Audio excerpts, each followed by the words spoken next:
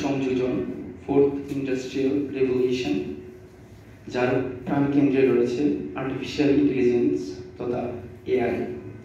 প্রশিক্ষণের শেষার্ধে অত্যন্ত প্রয়োজনীয় বেশ কয়েকটি এআই টুলসের ব্যবহার শিখতে পেরেছি।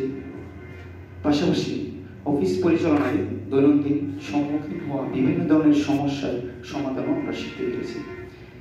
শুধু আমি নই, আমরা মনে করি সবাই নতুন কিছু শিখতে পেরেছি। যে কোনো প্রশিক্ষণ জীবনের চলার পথকে সহজ, সুগম ও মসৃণ করে। ভবিষ্যতে আমরা আরও নতুন কিছু শিখতে চাই, যা কিনা আমাদের কর্মক্ষেত্রে প্রয়োজন।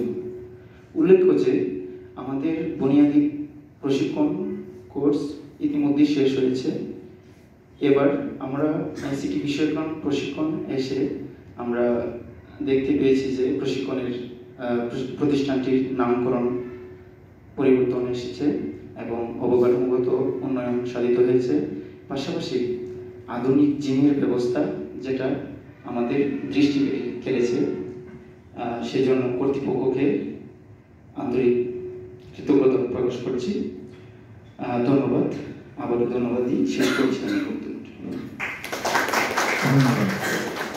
সম্মানিত সুধী, অনুষ্ঠানে এই পর্যায়ে প্রধান অতিথির বক্তব্য, যার বক্তব্য শোনার জন্য আমরা অধীর আগ্রহ করছি।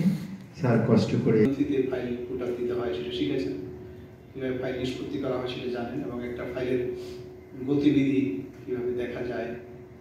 উপজেলা পর্যায়ে কাজ করেন বেশিরভাগ আপনারা, এবং আমি ধারণা করি যে আপনারা অলরেডি ফিল্ডে অভিজ্ঞ হয়েছেন, বেশ কিছুদিন কাজ করেছেন, একেবারে ফ্রেশার না। আমরা 2025-এ যাদের নিয়োগ দিলাম তাদের কি কেউ আসেন না?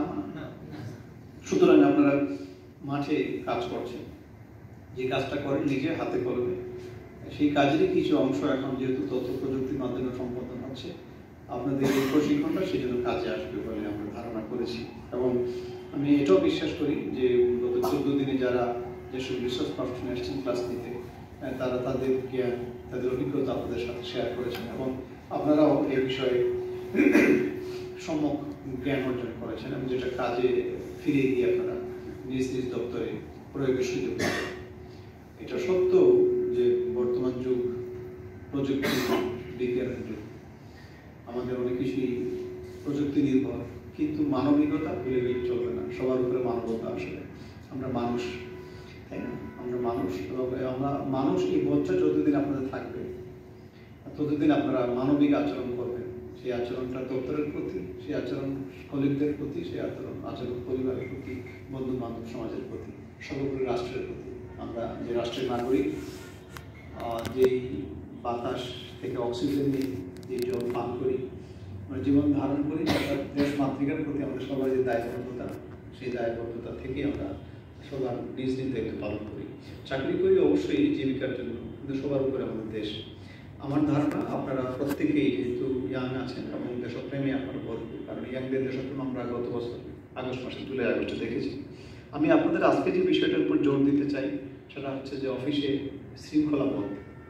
একটা দপ্তরের শৃঙ্খলা না থাকলে সেই দপ্তরের আসলে কোনো সুনাম, যত ভালো কাজ করুন, কোনোভাবেই কাজ করা যাবে না।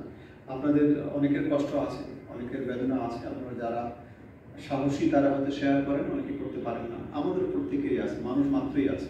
যারা চাকরি করে তাদের তো আছেই, যারা চাকরি করেন না তাদেরও আছে, যারা ব্যবসা করেন তাদেরও সমস্যা আছে। অর্থাৎ সমস্যা ছাড়া কারো জীবনে কেউ নেই আমরা। কাজে আপনার একটি ছোট সমস্যার জন্য যদি মনে করেন যে আমার জীবনে বৃথা হয়ে যাচ্ছে, তাহলে এটা একদম সমস্যা যেমন আছে তার সমাধানও আছে। দরিদ্র দেশ আমাদের, উন্নয়নশীল দেশ, ফলে আমাদের সকল ক্ষেত্রেই সীমাবদ্ধতা রয়েছে। এই সীমাবদ্ধতাকে মেনে নিয়েই